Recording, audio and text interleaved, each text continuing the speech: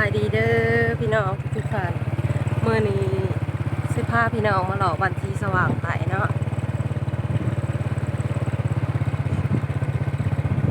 ตามคำขอพี่น้องขอมาเนาะแต่อยากเห็นว่าบ้านที่สว่างไต่บ้านใหญ่สำใด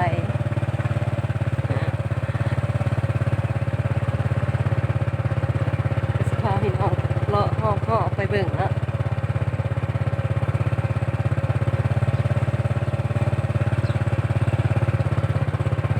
อย่าไปไวเลยเด้อพอน้องวีพี่น้องสิลายตาเราซา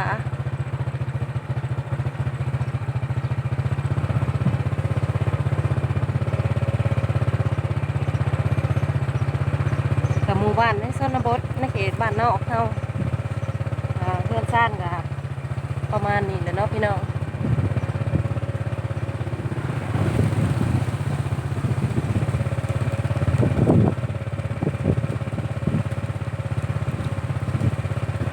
พาพี่น้องเลาะต้มไปเรื่อยๆเบิ่งไปเรื่อยๆหมู่บ้านก็ใหญ่อยู่เนาะใหญ่พอประมาณ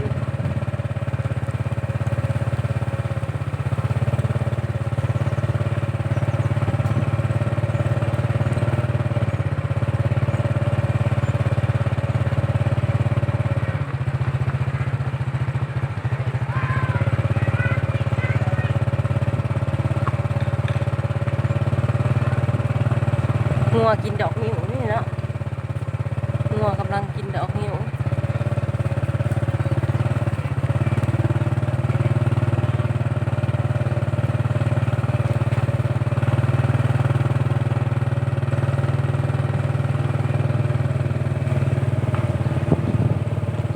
เหลือมตาเนี่ยเนาะพี่น้องเพื่อนซานกันทั้งสองฝั่งพาพี่น้องเลาะส้มเลาะเบิ่งไปเรื่อยๆ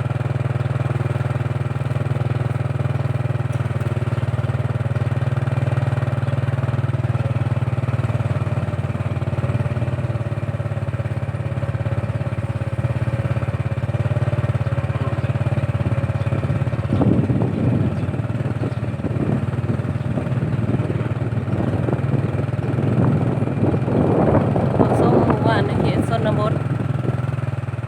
ในเขตสีสว่างแต่ไม่ใช่ผู้ท่องแควสวรรค์เขตเด้อพี่น้อง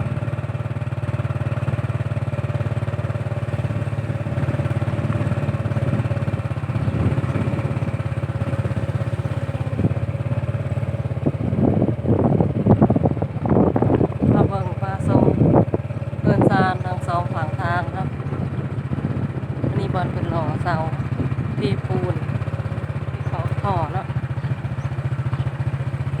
นี่ก็แม่นทางไปบ้านนครไผ่แล้วเราก็สิแวะเขาทางเซนนี่พาพี่น้องชมไปทำกันนี่ทางเซนนี่นะเป็นขอบ้านของบ้านที่สว่างอีกครั้งหนึ่งติดกับทงนาที่หมื่นเขาพามาคุดกระปูค่ายค่ะอันนี้นะ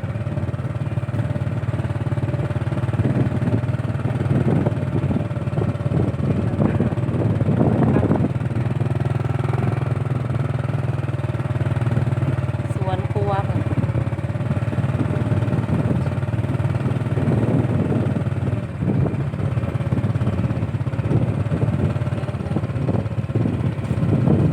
มันอยู่เพื่อนนะเพื่อนลุงพวงมาติดกัน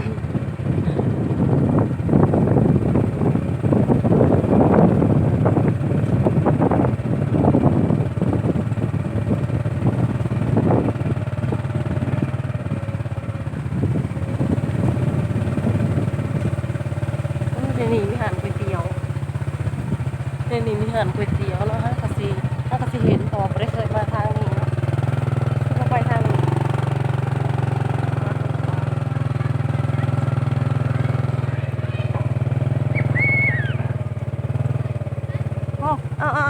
เด็กหน่อยครับตีกราฟวะโอ้พอน้องวีพาหรอกเนาะตีครับคนละ มาทางในบ้านนี่มีร้านขายก๋วยเตี๋ยวเด้อพี่น้อง ที่ว่างนี้ก็มีกันเล่าร้านขายก๋วยเตี๋ยวอันนี้เป็นที่บ้านที่สว่างไตเด้อพี่น้องแวะมาอุดหนุนเพิ่นได้เนาะ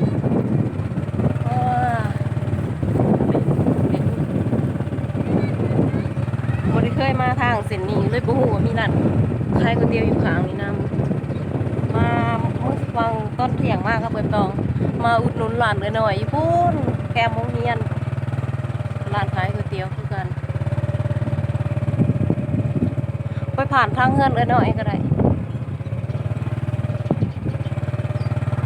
เพื่อนไอ้ตุงคือสิบ่มีคนอยู่เหมือนบ่เห็นคนนะ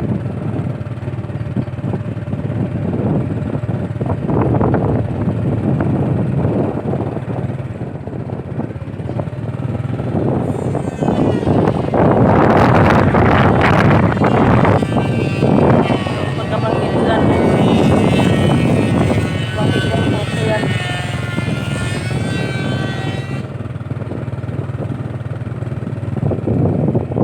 ผ่านเพื่อนมาลงอีกไปมา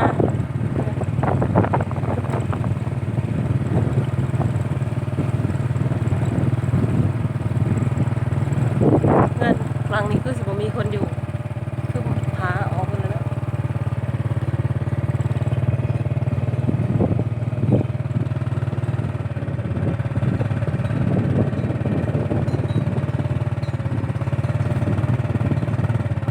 พาพี่มาน้องเนาะส้มสีสว่างไปแต่กระบอกบ่ได้หอบบ้านปานใดบ่ได้ลงมาทางลูกอันนี้เพื่อนป่าเต็มเราก็อยู่เพื่อนเนี่ยเนาะเราหนังเนี่ยมาหอดโรงเรียนแล้วพี่น้องมันมีเนินซานามาหอดโรงเรียนแล้วข้างหน้าเอานี่เป็นโรงเรียนอันนี้โรงเรียนที่สว่างไปอันนี้ทางแหววเป็นร้านก๋วยเตี๋ยวที่เขามาซื้อซอยเป็นโรงเรียนนี่ไปทางไหนทางวะเดิม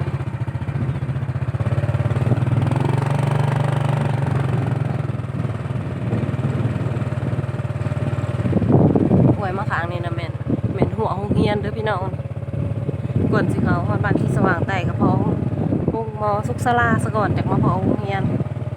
แล้วก็จังลงไปทางนี้เนาะทางไปเพื่อนหินทางบ่อนเก่าบ่อนเดิมบ่อนน้องวีสิพามาเอาดอกสั่ง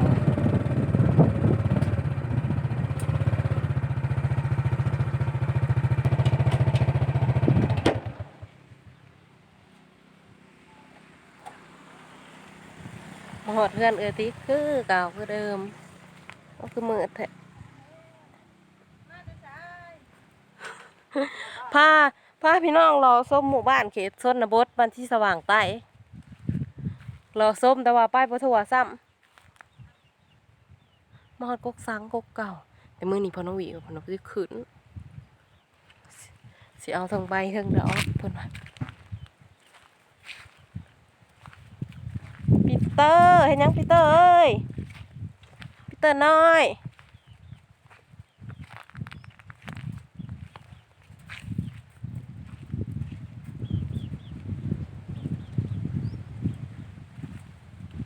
ปีเตอร์น้อยเฮ็ดหยังลูกเอ้ยมาหาเฮ็ดหยังน้องปีเตอร์สงสัยย่านแล้วตอนนี้ก้มหน้าแล้วก้มหน้าลงรูมแล้วสงสัยย่านแล้วแนวหาแมนติกเลยบักหลาย่านบ่ลูกโอ้ยบักหลาย่านสาวบ่จบหน่อยมาแม่นี่มาจะคือลายโตซะลูกมาลองปีเตอร์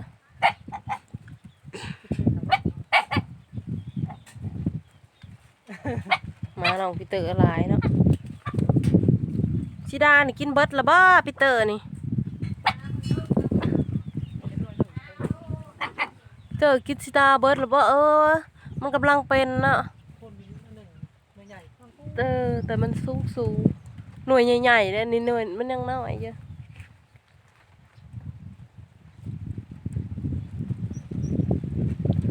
ว่านเลยเอ้ยพาคำปอดจ้ะนะคือสิท่านเกิดเนาะหาขวานมึงเศร้าเออมามือหนึ่งก็มาเก็บพักเอติกพามาสอบมึงพักอะไรอีกก็แม่เราหวานใหม่อีกแล้วพี่น้อง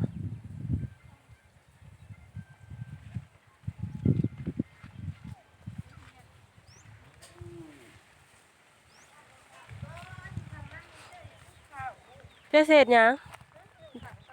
เออเบิ่งวิธีชีวิตคนบ้านเฮานะพี่น้องเอติกกำลังสิหนึ่งเขาเดี๋ยวสิพาส้มพาพี่น้องมาส้มวิธีชีวิตคนบ้านเฮาเนาะตอนนี้เรากำลังขำเอติกแล้วหนึ่งเขาเลย บุญเดือนจามคนบนนี้อ่ะบางครั้งทางแรกกินกระปุกไม่เกิน4อันเงินป่ะนวักทองจะน้อยก็ใกล้ฮอดแล้วนี่บุญเดือนสามนี่เนาะแฮมเลยเดียวก็ฮอดเดือนสามได้นี่เนาะบุญเดือนสามบุญหิดของประเพณีเนาะบุญขอปุ้นบุญหิดผู้ไทยเนาะ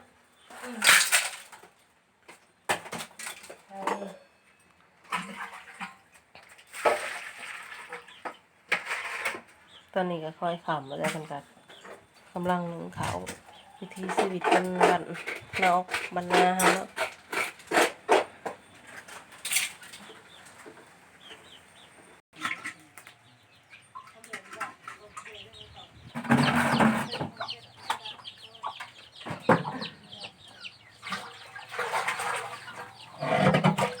เสร็จยังขอให้เปิดน้ำใหม่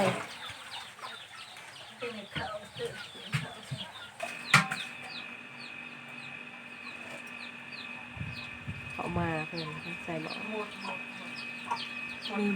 มีหมดลาหมดขึ้นเขามาลาลันล่าง